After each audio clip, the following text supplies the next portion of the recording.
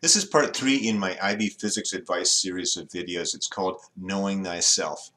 And though it ultimately gives some very practical advice for sitting down and studying, it's underpinned by some philosophy. And I think what it's going to help you to do is to integrate your studying and your development in physics into your larger studying and development in life itself. I don't want this video to be philosophical, I want it to be practical, but this is some philosophy that is so deeply practical that I can't neglect it. And it's something that's very, very simple. It's something that's so often neglected that I've got to start my video out with this idea. So it comes from Socrates.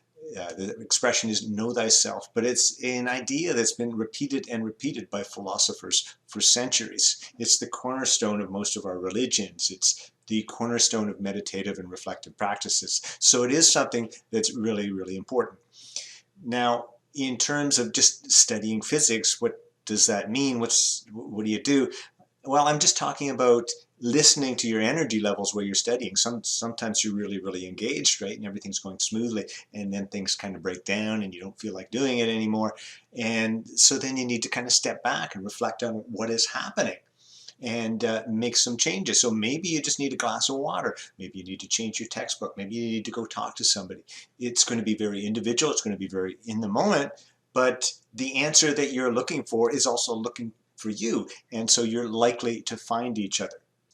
You've probably heard all kinds of quotes from Albert Einstein where he talks about the importance of intuition, something he really values. All I'm trying to say here is that one way of listening to your intuition is to listen to when your energy level drops. So sometimes I'll be making a video and my energy level will drop.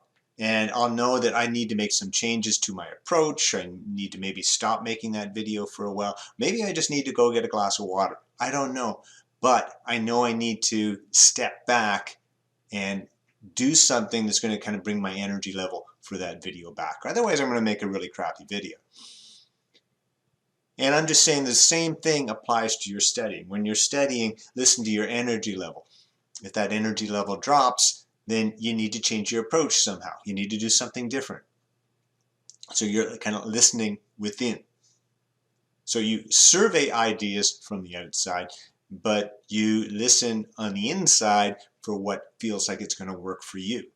There is a very strong sense in which we're all in darkness. Now, it used to be that darkness was probably a lack of information, and now that darkness is too much information and we can't sort out what's going on. But in either case, our guiding light is our intuition, our sense of our own energy levels. So sometimes when I walk around the classroom and students are studying, I'll see these kind of glazed looks and the eyes begin to droop, and maybe they'll have to put their head on the desk, etc. And often this is related to not knowing thyself well enough. So for instance, a student has heard that doing IB questions is a great way to learn physics, yet they're losing all their energy when they try that. And it's because they don't really know themselves well enough. They don't know what stage they're really at. So let me go over that with you for a second. So when you're studying physics, part of this idea of knowing thyself is to know what stage you are at in your learning. And I usually break that down into 3 stages. The first stage would be feeling lost. And some people never really feel lost. But if you're feeling lost, well, what do you need when you feel lost? You need a map. So what should you do when you feel lost? You should make a map. By that I mean a conceptual map or a mind map. You want to organize all that information in the topic. What were the subtopics? What were the key principles? What was the key terminology?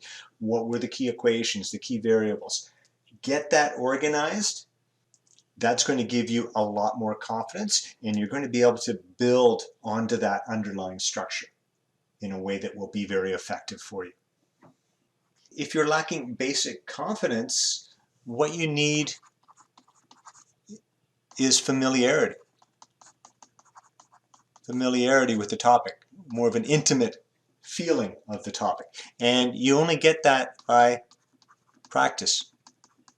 So your teacher's probably going to give you some worksheet. You're going to start off with some very simple questions. Every question there'll be a new little twist, and you'll gradually increase your confidence, increase the area over which you feel like you're going to be successful with the problems.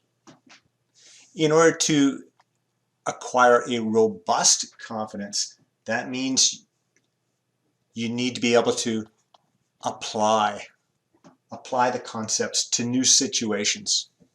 You need to attempt novel problems. And this becomes very, very important in the IB because you'll find the IB problems are not based on complex ideas. It's simple ideas, but they'll combine a couple simple ideas in a new way that you haven't seen before. And that becomes really important to recognize in order to score those high grades in the IB.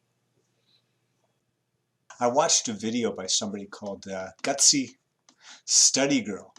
And you could tell by the video that she was very, very organized already. So she didn't talk about feeling lost or making concept maps. What she talked about was going to the IB question banks, and she would do problems from there, and she'd notice patterns in the problems. One of the key patterns would be that there were standard problems, so that anybody who's familiar with the content is going to be able to score well on those problems. But then there were some other problems that were more novel. And it wasn't so much that those problems were complex, but they were problems that combined ideas from different topics. So generally for the IB, what makes a problem novel is this combining simple ideas from different topics. So it's important to realize what resources you have available and how you interact with those resources. What are the advantages and disadvantages of the different types of resources, and which resources get you personally the most engaged? So textbooks tend to be fairly formal, and sometimes that's a great thing because you want to be very, very precise. Videos tend to be more informal, and because most of the time when we're talking to people, it's informal, we tend to understand better when we're communicating in an informal manner.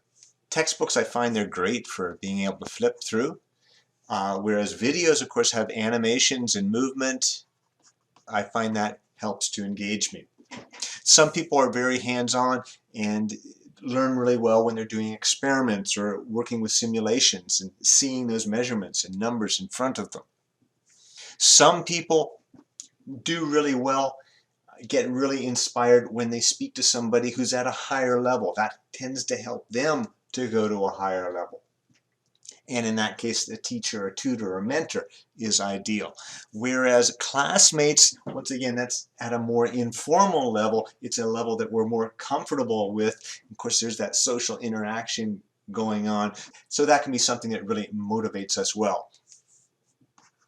And of course, we're typically given all kinds of questions and question banks. These are a fantastic resource, especially if they come with full solutions, so that when you're stuck, you've got something to go to get you through that obstacle. Something else you need to learn to do is to do what I call dropping the crutches. And you need to learn to drop the crutches at just the right time. So a common way of learning would be to work through an example, say a textbook example. And after that, you would try a question that's of a similar type, but you would only allow yourself to look back at the example 1 or 2 times. You'd drop the crutches a bit. So maybe you do another question and you only look at example once.